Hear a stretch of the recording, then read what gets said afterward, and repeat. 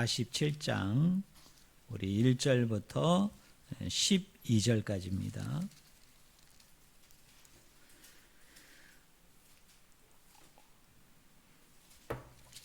네, 제가 가지고 있는 구약성경은 구약성경 1226쪽입니다. 네, 구약성경 1226쪽 에스겔서 47장 우리 1절부터 우리 12절까지 같이 봅니다. 제가 말씀을 읽습니다. 에스겔서 47장 1절부터 12절까지입니다. 제가 말씀을 읽습니다. 그가 나를 데리고 성전문에 이르시니 성전의 앞면이 동쪽을 향하였는데 그 문지방 밑에서 물이 나와 동쪽으로 흐르다가 성전 오른쪽 제단 남쪽으로 흘러내리더라. 그가 또 나를 데리고 북문으로 나가서 바깥길로 꺾여 동쪽을 향한 바깥문에 이르시기로 본즉 물이 그 오른쪽에서 스며 나오더라. 그 사람이 손에 줄을 잡고 동쪽으로 나아가며 천척을 측량한 후에 내게 그 물을 건너게 하시니 물이 발목에 오르더니 다시 천척을 측량하고 내게 물을 건너게 하시니 물이 무릎에 오르고 다시 천척을 측량하고 내게 물을 건너게 하시니 물이 허리에 오르고 다시 천척을 측량하시니 물이 내가 건너지 못할 강이 된지라. 그 물이 가득하여 헤엄칠 만한 물이요 사람이 능히 건너지 못할 강이더라. 그가 내게 이르시되 인자야 네가 이것을 보았느냐 하시고 나를 인도하여 강 가로 돌아가게 하시기로 내가 돌아가니 강 좌우편에 나무가 심히 많더라. 그가 내게 이르되 이 물이 동쪽으로 향하여 흘러 아라바로 내려가서 바다에 이르리니 이 흘러내리는 물로 그 바다의 물이 되살아 나리라. 이 강물이 이르는 곳마다 번성하는 모든 생물이 살고 또 고기가 심히 많으리니 이 물이 흘러 들어가므로 바닷물이 되살아나겠고 이 강이 흐르는 각처에 모든 것이 살 것이며 또 이 강가에 어부가 설 것이니 엔게디에서부터 에네글라임까지 금을 치는 곳이 될 것이라. 그 고기가 각기 종류를 따라 큰 바다의 고기같이 심히 많으려니와 그 짐벌과 개펄은 되살아나지 못하고 소금 땅이 될 것이며 강 좌우가에는 각종 먹을 과실나무가 자라서 그 잎이 시들지 아니하며 열매가 끊이지 아니하고 달마다 새 열매를 맺으리니 그 물이 성소를 통하여 나옴이라. 그 열매는 먹을만하고 그 잎사귀는 약 재료가 되리라. 아멘. 오늘 읽은 본문 말씀 에스겔서 47장 1절부터 12절의 말씀을 가지고 생명의 관계 용수라는 제목으로 같이 은혜의 말씀을 나누기를 원합니다. 오늘 우리가 같이 읽은 성경이 어디입니까? 에스겔입니다. 여러분 이 책을 누가 지었을까요? 에스겔 선지자, 에스겔 예언자, 에스겔 제사장이 이 책을 지었습니다. 자, 에스겔이라는 이름의 뜻이 무엇이냐? 그 히브리어로 보니까요, 에헤제케헬입니다. 에헤제케헬. 이거를 사역을 하면 이렇습니다. 하나님이 강하게 하신다. 또는 하나님이 힘을 주신다라는 의미를 가집니다. 그럼 우리는 여기서 한번 질문해 보아야 되죠. 왜 에스겔의 아버지가 에스겔에게 이름을 지어줬을 거 아니에요. 근데 많은 이름이 있는데 하나님이 강하게 하신다. 또 하나님이 힘을 주신다라는 의미를 가진 에스겔이라는 그 이름을 왜 지어줬을까? 우리가 한 번쯤은 물어봐야 될 줄로 믿습니다. 자, 에스겔은 어느 시대의 사람이었느냐면 우리 에스겔이 이 땅에 태어나기 바로 1년 전에 이 남유다 땅에 무슨 일이 있었느냐면 그 당시의 왕이 그 유명한 요시야라는 왕이었습니다. 우리가 성경 개관 세미나를 통해서 여러분 배웠잖아요.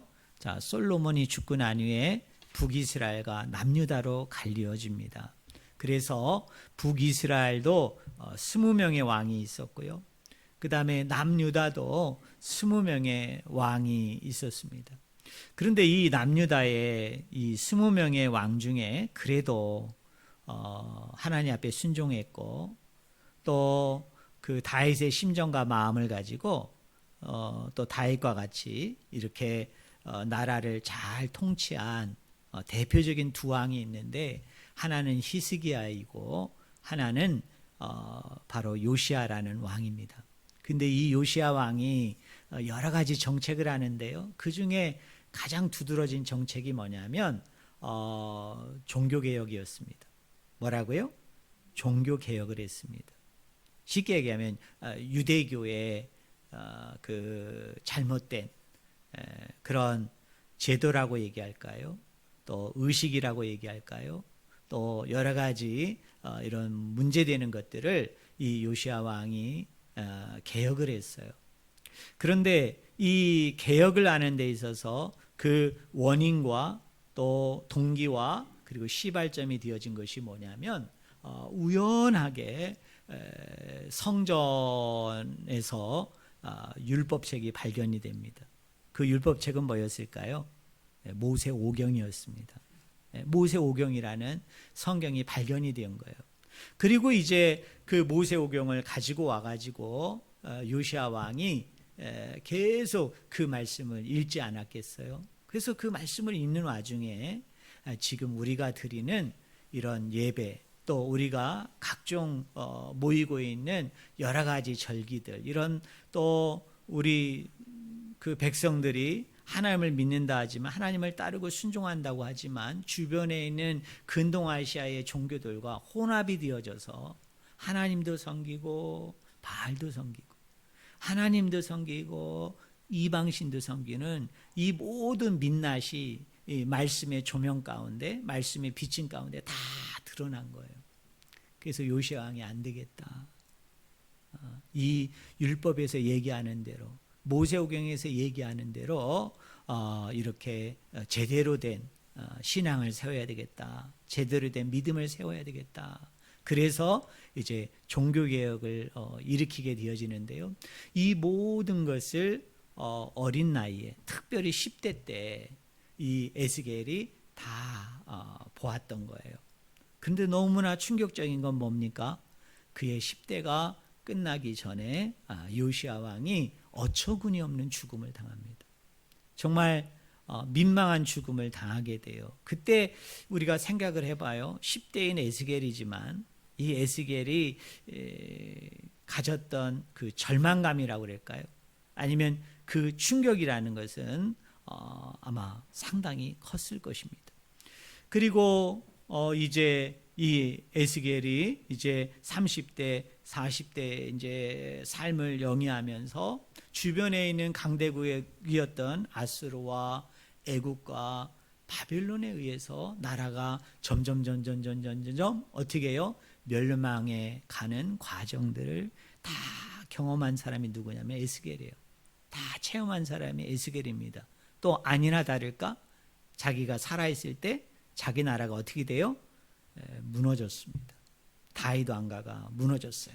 그리고 성전도 무너지고 성전도 해파되어지는 이 모든 것을 그냥 들은 것이 아니라 자신이 실제적으로 다 지켜보고 함께했던 사람이 누구냐면 이 에스겔이라는 사람이었습니다. 또 에스겔이 아직 선지자로 예언자로 부름을 받지 않았지만 그러나 그 이전에 에스겔이 살았을 당시에 활동했던 유명한 선지자들 중에 대표적인 선지자가 누구냐면 예레미야라는 선지자였습니다. 우리 예레미야서 알잖아요. 우리가 예레미야 선지자를 우리 신학자들은 또 성도들은 뭐라고 우리가 별칭을 불러줍니까? 한번 따라해 보실래요? 눈물의 선지자. 네, 눈물의 선지자였어요. 왜 눈물의 선지자였을까요? 하나님께서 예레미야에게 주신 말씀이 뭐예요? 장차 너희 나라가 멸망할 것이다. 너희 나라가 무너지게 되어질 것이다. 그리고 여기에 있는 다수의 많은 백성들이 어떻게 해요? 포로로 끌려가게 되어질 것이다. 그리고 몇 년 동안 70년 동안 그곳에서 포로 생활이 다 끝나고 난 이후에 사랑의 하나님께서 너희들을 회복하여 다시 고국으로 본토로 돌아오게 되어질 것이다 라는 것을 어떻게 합니까? 열심히 전하였던 선지자가 누구냐면 예레미야입니다. 그런데 예레미야를 빼고 다른 많은 선지자와 예언자들은 뭐라고 선포했을까요? 평안하다. 평안하다. 왜요? 성전이 있고 다윗의 왕가가 아직 멀쩡히 있기 때문에 그 성전에 누가 계세요? 하나님이 계시기 때문에 성전은 절대로 무너지지 않는다. 그리고 하나님과 다윗 사이에 언약을 맺었는데 하나님이 뭐라고 말씀했어요? 네 위가 영원해질 것이다. 네 나라가 멸망하지 않고 없어지지 않고 영원토록 가게 되어질 것이라고 하나님이 약속했기 때문에 절대로 다윗의 왕가는 무너지지 않을 것이다. 그런데 백성들아, 애굽이 우리를 침공해 오고 또 아수르가 우리를 침공해 오고 바벨론이라는 나라가 아무리 우리를 침공해 온다 할지라도 성전에 하나님이 있는 이상, 다윗 왕가가 있는 이상 이 나라는 절대로 무너지지 않을 것이다. 또 성전도 절대로 무너지지 않을 것이다. 그러니 걱정하지 말고 염려하지 말고 계속 뭐라고 그래요? 샬롬, 샬롬, 샬롬. 평안이 있을 것이다. 그런데 예레미야라는 선지자만큼 어떻게 이야기합니까? 눈물로 호소합니다. 우리의 불순종 때문에, 우리의 잘못된 죄악들 때문에 하나님께서 어떻게 하신다고요? 이 나라를 멸망시킬 것이다. 이 나라가 무너질 것이다. 성전이 무너질 것이다. 근데 그거로 끝나지 않고 너희들이 다 뿔뿔이 흩어지게 되는데 많은 사람들이 바벨론의 포로로 끌려가서 몇 년 동안? 70년 동안 포로 생활하게 되어질 것이다. 그렇게 피를 토하는 심정으로 막 눈물을 뿌리면서 호소했던 사람이 누구냐면 예레미야인데, 이 예레미야가 이렇게 선포하고 또 이렇게 강조했던 모든 내용들을 또 다 들었던 사람이 누굴까요? 에스겔입니다. 이 바벨론이라는 나라가 기원전 586년에 남유다를 멸망시키는데 이게 한 번의 침공에 의해서 남유다가 멸망당하지를 않았어요. 세 차례에 걸쳐서 이 바벨론이 남유다를 침공합니다. 첫째가 기원전 605년에 이 남유다를 공격합니다. 이때 포로로 끌려간 사람이 누구냐면 저와 여러분이 너무나 잘 아는 누굽니까? 다니엘이 이때 포로로 끌려갑니다. 그리고 조금 지나서 기원전 597년에 다시 2차로 이 바벨론 사람들이 남유다를 공격합니다. 거의 막 해파되어지죠. 거의 무너지죠. 이때 포로로 끌려간 사람이 오늘 본문에 나오는 누굽니까? 에스겔이 포로로 바벨론에 끌려갑니다. 그리고 이제 기원전 586년에 바벨론이 3차로 공격해요. 3차로 여러분 침공합니다. 그때 비로소 남유다가 어떻게 됩니까? 완전히 멸망당합니다. 성전이 무너지고 해파되어지고 모든 성벽이 돌 위에 돌 하나도 남김없이 다 무너져 내리는. 그래서 이거를 손수 경험하고 체험했고 목격했던 사람이 누구냐? 그 사람이 바로 에스겔입니다. 우리가 읽지는 않았습니다만 에스겔서 1장 1절에 보니까 이런 말이 있어요. 한번 따라해 보실래요? 서른째 해. 서른째 해라는 말이 있습니다. 에스겔이요, 바벨론의 침공에 의해서 이 바벨론의 포로로 끌려갈 당시에 그의 나이가 몇 살이었느냐면 25살이었습니다. 그러니까 여러분 지금 에스겔서 1장 1절에 서른째 해, 그러니까 에스겔이 지금 몇 살이 됐다는 거예요? 30살에 하나님의 환상을 봅니다. 하나님의 계시를 봅니다. 그럼 우리 한번 수학으로 계산해 볼까요? 자, 에스겔이 바벨론의 포로를 지금 몇 년 지금 하고 지나간 거예요? 5년을 했습니다. 그리고 이제 그의 나이가 30살에 비로소 그가 예언자로 제사장으로 선지자로 하나님이 그 영혼을 부르시는 장면이 나옵니다. 그런데요, 민수기 3장 4절을 보면 하나님께서 모세에게 율법을 주실 때, 자, 제사장을 너희들이 이제 세우게 되어지는데 그 제사장은 나이 제한이 있었어요.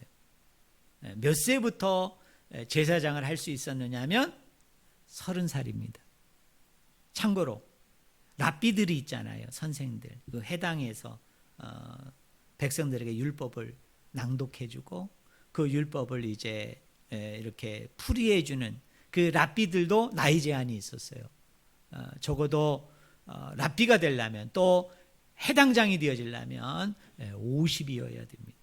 그러니까 50세가 돼야만 랍비가 될 수 있어요. 50세가 돼야만 해당장이 될 수 있어요. 그런데 제사장은 그거보다 좀 더 젊었던 것 같아요.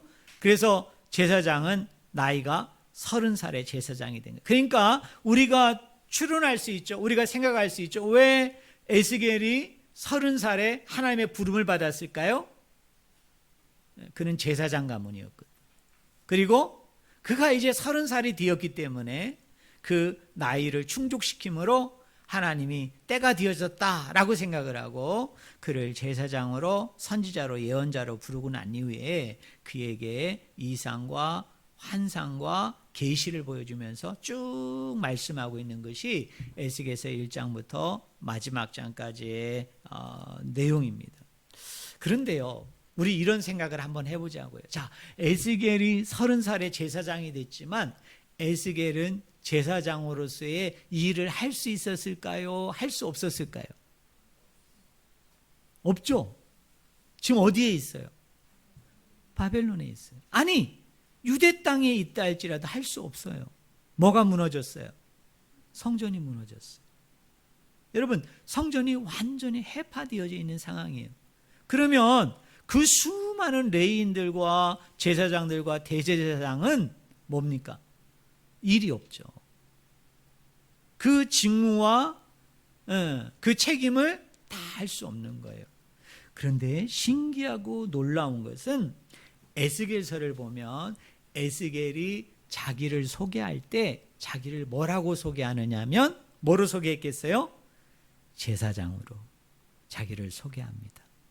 이상하잖아요. 제사장으로서 일을 못하고 있어요.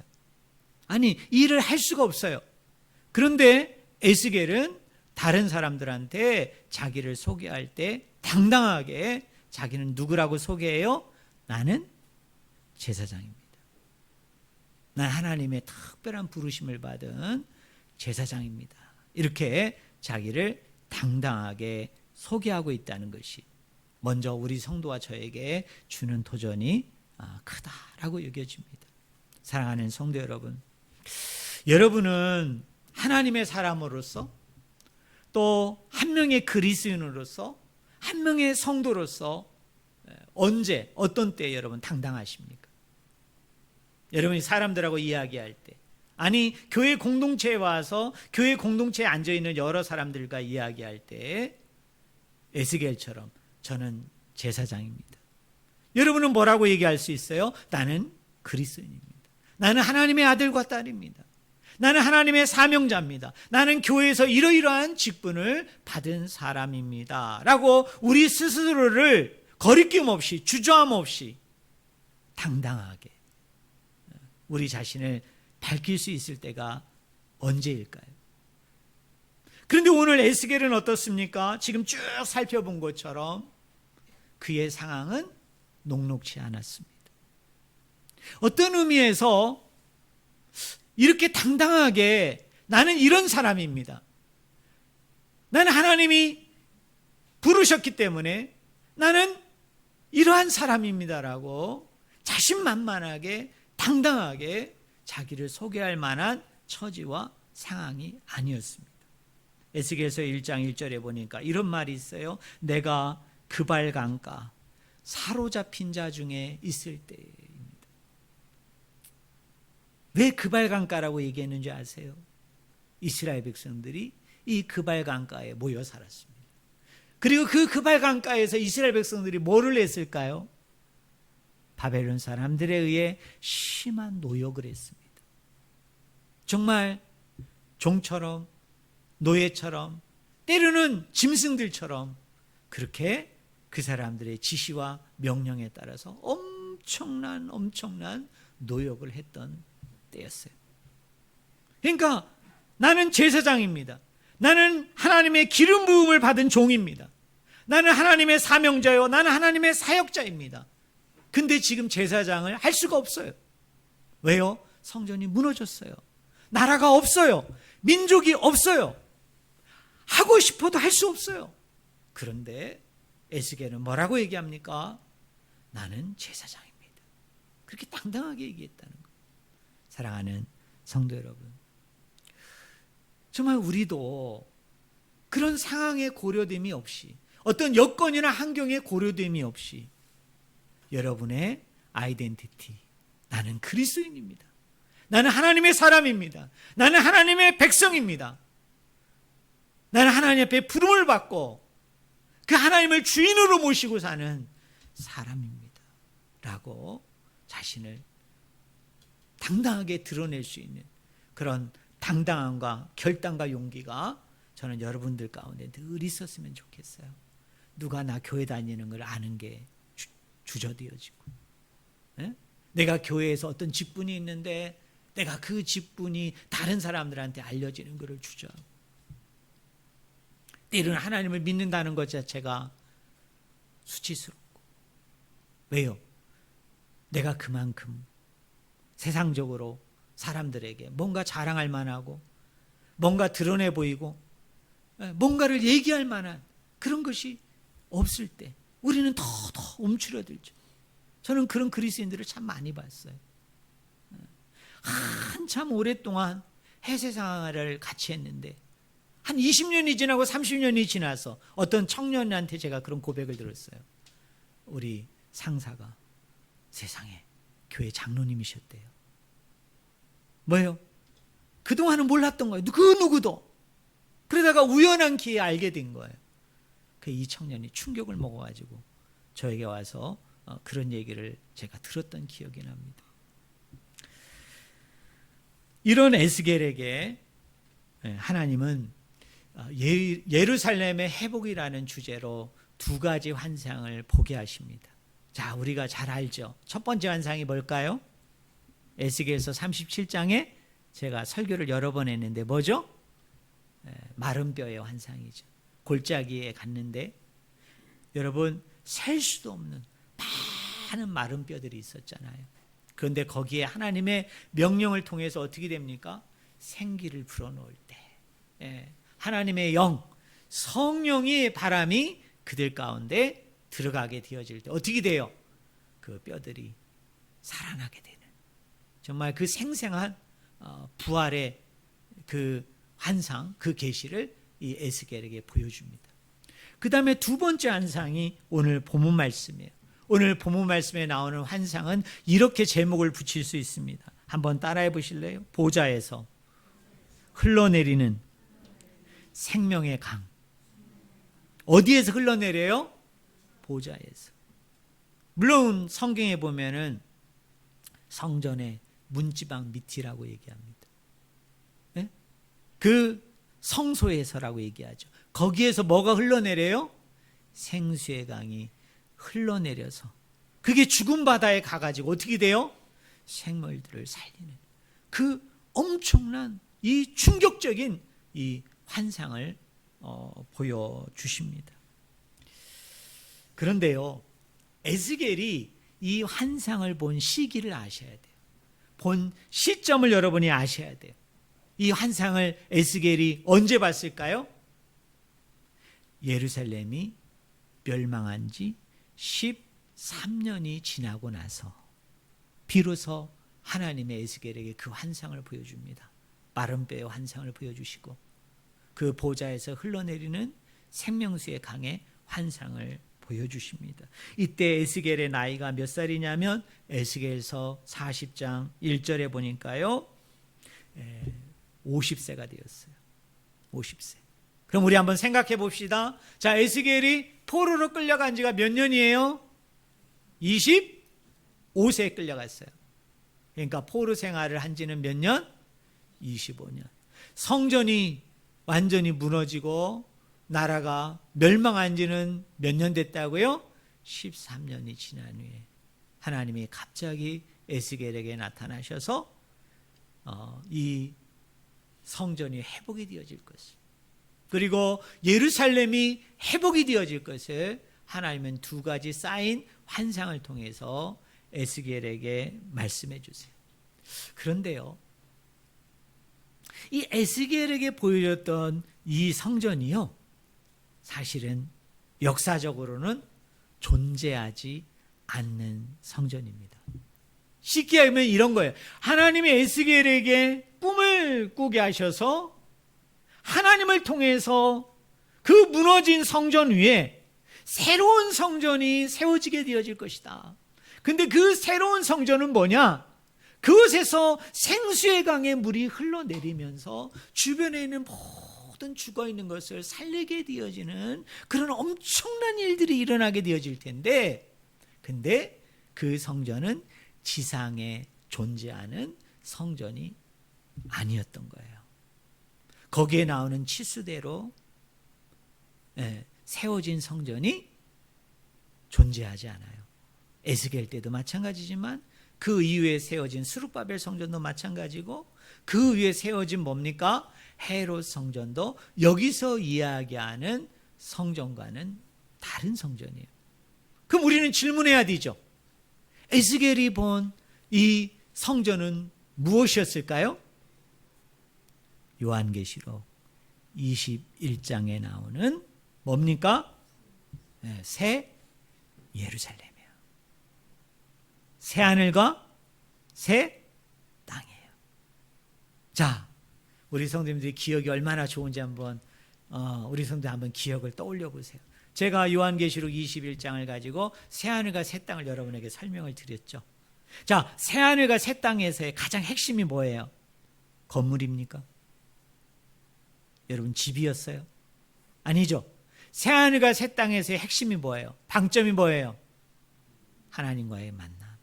그리고 하나님과의 뭐예요? 사귐과 교제이죠.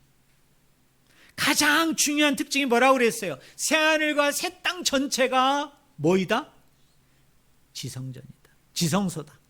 그래서 유대인들은 어떻게 해요? 하나님을 만나기 위해서는 어디로 가야 됩니까? 성전에 가야 돼요. 그런데 너무나도 슬픈 것은 백성들은 하나님 앞에 갈 수가 없어요. 누구만이? 대제사장만이 1년에 몇 번? 딱 한 번. 하나님이 임재하시는 어디? 지성소. 그 법궤가 있는 자리에까지 갈 수 있어요. 그런데 이 대제사장이 하나님을 볼 수 있나요? 볼 수 없나요? 볼 수 없어요. 아니, 보면 죽어요. 그래서 어떻게 했죠? 구름으로. 그리고 향에서 나오는 연기가 하나님과 대제사장의 가림막의 역할, 보호막의 역할을 해서 그렇게 하나님을 대면할 수 있었어요. 자, 제가 에덴 동산도 이야기했죠. 창세기 2장에 그려지는, 창세기 1장에 그려지는 그 에덴 동산도 어떻습니까? 하나님이 늘 에덴 동산에 계신 게 아니고 하나님의 필요에 따라서, 하나님의 때에 따라서 에덴 동산에 오시기도 하시고 어떻게 하기도 하세요? 에덴 동산에서 가시기도 하는 게 에덴 동산이에요. 그런데 우리가 궁극적으로 가게 되어질 저 하늘나라, 영원한 저 새하늘과 새 땅, 물론 우리가 가는 게 아니죠. 저 위에서부터 우리에게 임해요. 내려와서 우리가 그 안에 속하게 되어지는데, 그 새하늘과 새 땅에서는 어떤 일이 일어나요? 어느 시간이든지 어느 장소에든지 어떻게 할 수 있어요? 하나님과 만남을 가지는 거예요. 하나님과 사귐과 그리고 교제를 가질 수 있는 곳이 어디예요? 그것이 새하늘과 새 땅이에요. 그러니까 에스겔을 통해서 하나님이 보여주신 그 회복되어지는 성전의 그 궁극적인 그 성전은 무엇인가? 다시 한번 따라하세요. 새하늘과 새 땅이다. 여러분 믿으십니까? 네. 그러면 우리가 이 땅을 살아가면서는 어떻게 해야 된다고 그랬어요? 에베소서 2장 21절부터 22절에 보니까, 자, 한번 따라해 보실래요? 건축 중인 교회. 네, 따라하겠습니다. 건축 중인 성전. 자, 새하늘과 새 땅은 궁극적으로 완성이 되고 성취되어지지만 지금 현재의 측면에서 본다면 뭡니까? 이 새하늘과 새 땅에서의 그 완전한 성전, 그 완전히 성취되어진 그 성전이 지금 이 현재에서는 어떻게 돼요? 하나님에 의해서 지어져 가고 있어요. 하나님에 의해서 건축 중에 있어요. 자, 요거를 우리가 쉽게 이해하려면 이런 거예요. 지금 교회는 다 따라하겠습니다. 모델하우스. 네, 모델하우스예요. 우리 아파트에 사시는 분들 어떻습니까?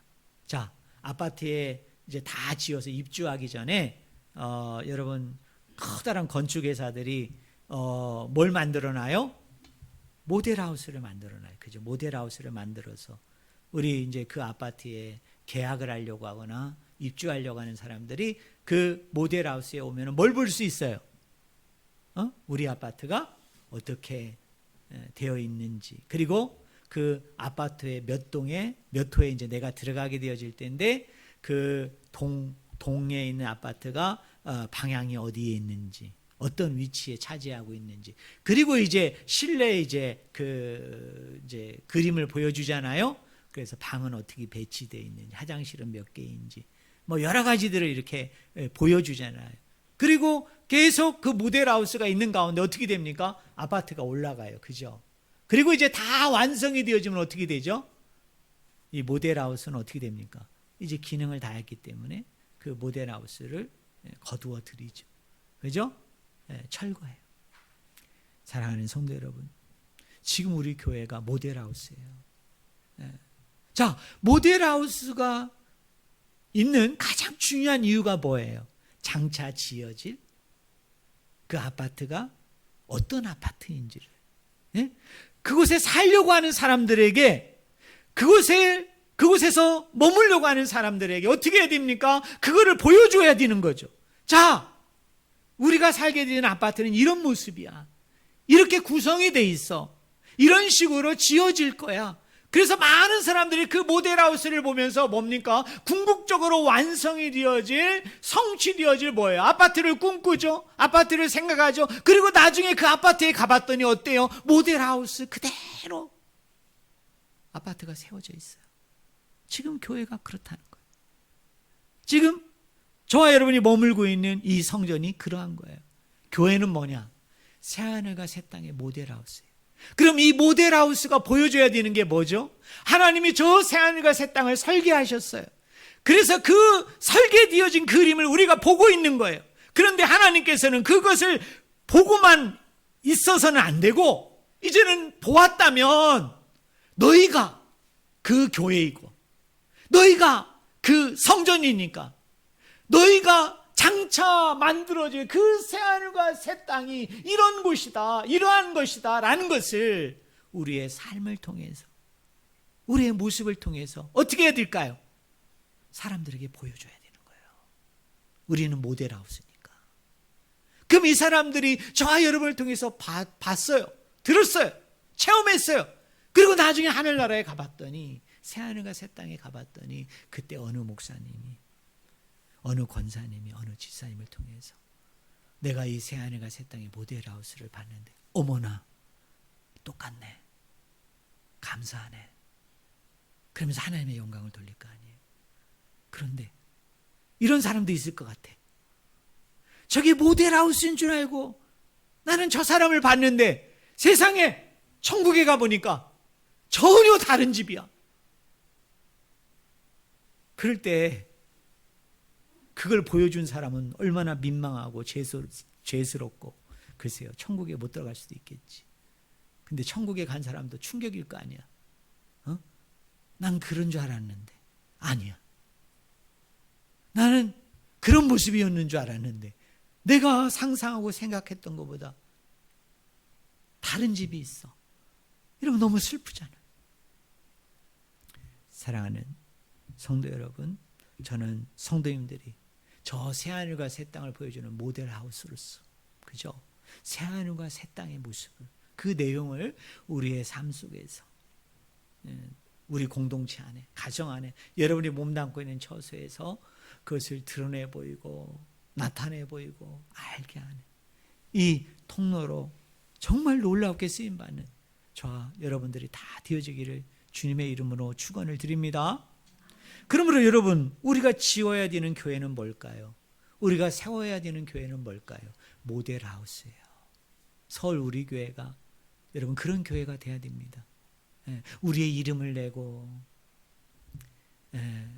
그리고 우리를 자랑하고, 사람들한테 인정과 칭찬에 목말라서 그것을 인정받고 칭찬드리라는 교회는 슬픈 교회예요.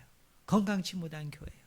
정말 교회가 감당해야 될 사명은 하나님 나라의 모델 하우스로서, 저 새하늘과 새 땅의 하우스로서 저희 서울 우리 교회가 정말 우리가 볼 때도, 아니 우리 가운데 계속 전도되어지는 영혼이 와서 봐도, 저 세상 사람들이 보아도, 아, 저것이 새하늘과 새 땅의 모습이구나, 저게 저 하늘에서 펼쳐질 하나님의 영원한 천국의 모습이구나 라는 것을 충분히 느낄 수 있도록 우리가 그런 교회를 세워나가는 비전 가운데, 소망 가운데 세워져 나가는 저와 여러분이 되기를 주님의 이름으로 간절히 축원을 드립니다. 그러니까 에스겔을 통해서 그것을 꿈꾸게 한 거예요. 에스겔을 통해서 그 일을 하게 하신 거예요. 오늘 본문 여러분 1절과 2절을 보세요. 제가 말씀을 읽어드릴게요. 그가 나를 데리고 성전문에 이르시니 성전의 옆면이 어디를 향하였는데? 동쪽을 향했다고 얘기해요. 자, 2절을 보세요. 그가 또 나를 데리고 북문으로 나가서 바깥길로 꺾여 어디를 향했어요? 동쪽을 향했대요. 그죠? 그 다음에 여러분 8절에 보니까 그가 내게 이르시되 이 물이 어디를 향하여? 동쪽으로 향하여 흐른다는 거예요. 그 우리 성도님들 저를 보세요. 왜 동쪽일까요? 북쪽이면 안 되나요? 남쪽이면 안 되나요? 서쪽이면 안 되나요? 동쪽에 뭐가 있을까요? 이스라엘 사람들이 세운 예루살렘 성전을 기준으로 봤을 때 동쪽으로 그 물이 흘러내린다는 거예요. 그러면 그 동쪽에는 뭐가 있을까요? 사해가 있는 거예요. 여러분, 사해는 무슨 바다예요? 죽음의 바다예요. 생물이 살지 않아요. 생물이 거기에 있지 않아요. 그건 죽은 바다예요. 그러면 이 죽은 바다가 의미하는 게 뭘까요? 에스겔 당시에 여러분 이스라엘 사람들의 영적인 상태를 보여주는 거죠. 그런데 그 죽어있는 이스라엘 사람들에게, 아니 죽어있는 그 사해 바다에 성전 문지방 밑에서 생명수의 강이 콸콸콸콸 솟아오르면서 동쪽으로 흘러서 결론은 어디에 이르게 돼요? 사해, 죽은 바다에 이르게 되어지는데 어떤 일이 일어나게 돼요? 거기에서 살아나게 되는, 회복이 되고 치유가 되는 그런 놀라운 역사가 일어나게 되는 것을 에스겔이 뭘 통해서 봐요? 환상과 계시를 통해서 보게 되는 겁니다. 사랑하는 성도 여러분, 이게 그 관계용수라는 거예요. 시골에 사시는 분들은 관계용수가 뭔지를 아실 거예요. 자, 지금은 예전에는 하늘만 보고 살았잖아요. 그죠? 그래서 비가 계속 안 오면 어떻게 됩니까? 농작물이 다 타서 죽어요. 흉년이 들어요. 그런데 지금은 제가 이렇게 시골에 가보니까 저희 나라가 물론 이제 부분적으로 왜 막 피해 입어가지고 있는 사람도 있지만 전체적으로 우리가 전체적으로 우리나라의 그 농촌을 보면 야 진짜 전체가 다 작물이 메말라 죽을 정도로 그렇게 흉년이 들어서 막 쌀값이 막 폭등하고 막 모든 값이 막 폭등을 해가지고 옛날 우리 막 보릿고개처럼 그런 일은 없는 것 같아요. 왜 그럴까요? 시골에 관계 용수들이 다 돼 있어요. 그 지하에 여러분 그 지하물을 끌어올리는 시설을 다 만들었어. 그리고 이 밭으로 그 관계 용수가 흐를 수 있는 그 파이프들이 다 연결돼 있어요. 논에도 다 연결돼 있어요. 그러니까 하늘에서 비가 오면 너무 감사하지만 그래도 비가 오지 않아도 이 작물이 비가 올 때야 물론 풍성한 수확이지만 그 정도는 안 되더라도 완전 흉년이 돼서 흉작이 되어져서 모든 농작물이 다 타 죽을 정도는 되지 않도록 어떻게 하느냐, 지하수를 끌어올려 가지고 그 수로 그 파이프를 통해서 그게 다 이렇게 가게 돼 있어요. 제가 이스라엘 나라에 제가 성지순례를 갔다 왔잖아요. 여러분, 이스라엘 나라는 그 주변에 있는 나라들에 비해서 살림이 그래도 울창한 데가 많아요. 이렇게 숲들이 많아요. 우리 생각엔 중동 그러면 어떨 것 같아요, 여러분? 막 사막이 막 끊임없이 막 가가지고 도무지 생물들이 살 수 없는, 동물들이 살 수 없는 그런 환경이라고 생각이 되어지잖아요. 근데 제가 그때 가이드한테 놀라운 고백을 들은 게 있어요. 옛날에 이스라엘 나라에 그렇게 사자들이 많았대. 그렇게 사슴들이 많고 곰들이 많았대. 그러니까 여러분, 다윗이 뭡니까? 양을 치다가 자기가 뭐 했다고 그랬어요? 사자하고 곰하고 싸워서 그 입을 찢어서 죽였다고 그러잖아. 여러분, 다윗이 여러분 뻥을 쳤을까요? 과장을 했을까요? 아니, 사막에 어떻게 사자가 살아? 여러분, 사막에 어떻게 곰이 살아요? 그런데요, 이스라엘 나라는 그게 가능하더라고요. 왜 그러느냐면 조그만 꽃나무에도 아주 그게 나무가 작든 크든 다 뭐냐면 그 땅 속으로 이렇게 관계 용수가 다 돼 있어요. 파이프로 다 연결이 돼 가지고 어떻게 되느냐면 계속 밑에서 어떻게 합니까? 찔끔 물을 다 공급해 줘. 그러다 보니까 어떻게 돼요? 그 사막에 꽃이 피는 거예요. 참 놀랍죠. 그곳에서 밀농사도 짓고 보리농사도 짓는 거야. 그리고 나무마다 어떻습니까? 엄청난 탐스러운 과일들이 주렁주렁 여러분 맺어지는 거예요. 여러분, 이스라엘 나라에 가셔서 한번 포도를 한번 따서 드셔보세요. 얼마나 맛있는지 몰라요. 정말 그 달콤함은 이루 말할 수 없어요.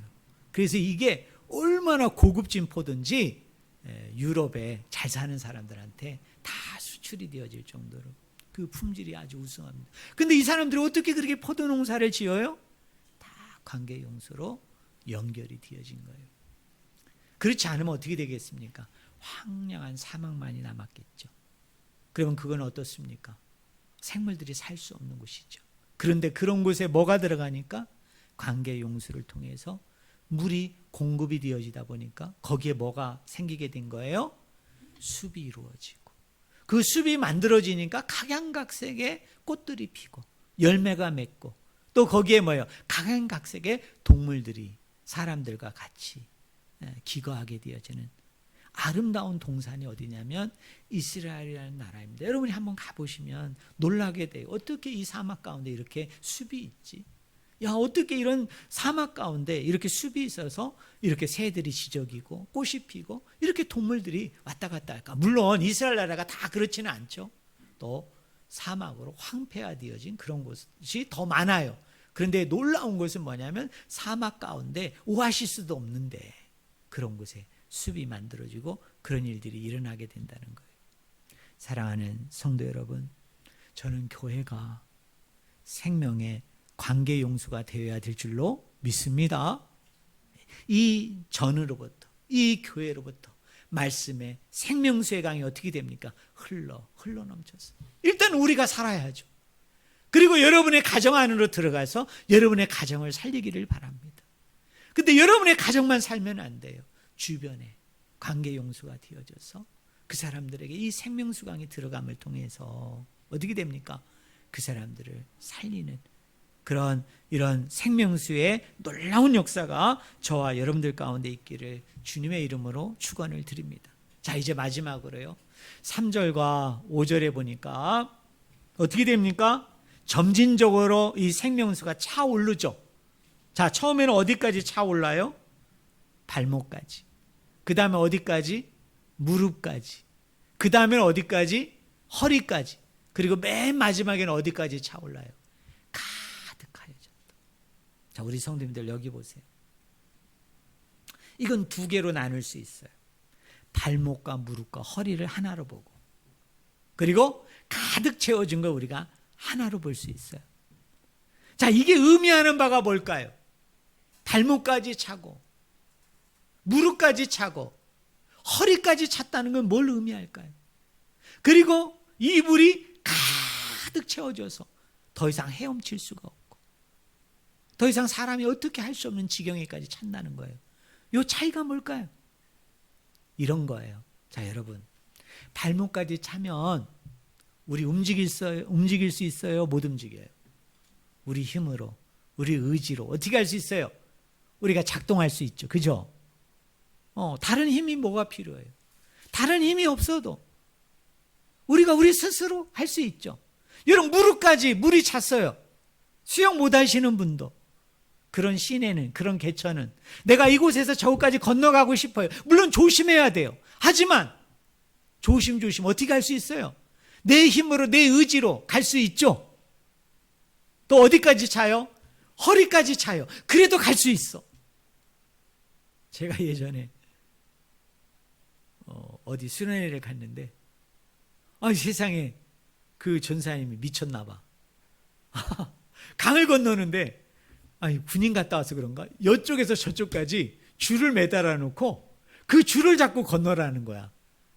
옛날에는 다리가 별로 없었어요. 지금은 다리가 있잖아요. 그래가지고 이제 그 줄을 잡고 걷는데 엄청 깊었어요. 그러니까 키 큰 사람은 어떻게 되죠? 줄을 잡았는데 땅이 발이 닿잖아. 그 밑에가. 그러니까 힘있게 걸어갈 수 있는데 저 같은 쇼다리는 너무 슬픈 거야. 아니, 가면 갈수록 어떻게 되죠? 땅이 밟히다가 내가 둥실둥실 뜨는 거야. 그러는 순간에 제가 어떻게 됐을까요? 제가 놀라게 된 거야. 그래가지고 줄을 놓쳐가지고 제가 저 밑에까지 떠내려가는데 여학생들이 다 보고 있는데 얼마나 창피한지. 물론 나중에 막 남자들이 막 헤엄쳐 와가지고 저를 여기 잡아가지고 옆으로 끌어내는데 살았다라는 한도감보다 막 창피한 거야. 막 너무너무 창피한 거야. 막 그 떠내려가는데 제가 어떻게 할 수 있는 게 없더라고. 제가 거기서 막 허우적거릴 수도 없고 어떻게 할 수 없는 거야. 정말 얼마나 창피한지 제가 그런 경험을 했어요. 근데 여러분, 허리까지만 와도 어떻습니까? 우리가 무사히 건너갈 수 있죠. 그런데 마지막은 어디까지 차요? 가득 찼다. 그러면 조금 아까 저처럼 내가 할 수 있는 게 없어요. 그냥 떠내려가는 수밖에. 그리고 누군가가 나를 구조해 주면 다행이야. 그리고 떠내려가다가 운이 좋으면 어떻게 돼요? 가다가 뭐라도 하나 잡을 수 있고, 아니면 저 밑으로 떠내려가는 게 아니라 옆으로 가가지고 어디 모래에다 처박히면은 아이고 나 살았구나 감사하다, 그런 정도죠. 내가 할 수 있는 그런 게 없어요. 결국 이 본문을 통해서 하나님이 이야기해 주고자 하는 게 뭐예요? 생명을 살리는 것은 우리의 힘이 아니에요. 우리의 의지와 우리의 노력과 우리의 작동이 아니에요. 누가 하셔야 돼요? 여러분, 요한복음 4장과 7장에 보면 이 생명수가 누구라고 얘기합니까? 성령님이세요. 성령은 또 누구이세요? 예수님의 영, 예수님이세요. 예수님만이 이것을 하실 수 있어요. 성령님만이 이것을 하실 수 있어요. 그러니까 이런 얘기군요. 저 보좌로부터, 저 성전의 문지방 밑으로부터 생명수가 흘러내려오는데 그 생명수가 누구입니까? 예수 그리스도이세요. 성령님이세요. 그리고 그 성령님이 우리 가운데 찾아올 때에 우리가 죽은 자라 할지라도 그분은 생명 그 자체이시기 때문에 우리를 살리세요. 우리를 회복하고 우리를 구원해요. 그런데 이 모든 것은 나의 의지가 아니에요. 나의 노력이 아니에요. 조금 아까 제가 너무나 창피하다고 얘기했잖아요. 그냥 떠내려가는 것밖에 없어. 그냥 뭐에 의해서 내가 건져지면 다행이야. 아니 어디 모래사장에 내가 그냥 처박히면 다행이야. 내가 할 수 있는 게 아무것도 없는 거예요. 지금 그걸 말씀하는 거예요. 생명수가 하나님이고 성령님인데 이 하나님과 예수님을 통해서 네가 구원받는 것은 너의 의지가 아니야. 너의 노력이 아니야. 너의 열심이 아니야. 너는 할 수 있는 게 없어. 그러니 어떻게 해요? 그 주도권을 주인 되시는 예수 그리스도 앞에 내가 온전히 되어 드릴 때 하나님이 내 안에 역사하셔서 성령님과 예수 그리스도가 내 안에 역사하셔서 내가 다시 살아나게 되는, 그리고 서울 우리교회도 똑같아요. 우리가 이렇게 성도로 모이고 여러분 성도들이 이렇게 귀한 교회를 이루었지만 우리가 저 밖에 있는 영혼들을 살리는 것은 우리의 힘이 아니에요. 우리의 의지와 노력이 아니에요. 서울 우리교회가 예수님 중심, 말씀 중심, 성령 중심으로, 그래서 그분 앞에 주도권을 내어놓고 우리가 다만 그분에게 맡김으로, 그래서 그분이 시키고 명령하는 대로 우리가 순종하고 복종하고 나아가게 되어질 때 하나님께서 죽어있는 우리 공동체의 사람들, 죽어있는 여러분의 가족들, 죽어있는 이 지역과 이 민족과 세계 열방을 살리는 저 제단으로부터 내려오는, 저 하나님의 전으로부터 내려오는 그 생명수를 통해서 정말 생명 살리는 이 크고 놀라우며 은혜로운 역사가 저와 여러분들 가운데 날마다 차고 넘칠 줄로 믿습니다. 여러분, 이것을 위해서 개인적으로 기도하시고 교회를 품고 기도하는 아름다운 공동체, 여러분들 한 사람 한 사람이 되기를 주의 이름으로 간절히 축원을 드립니다. 기도하겠습니다. 하나님 아버지,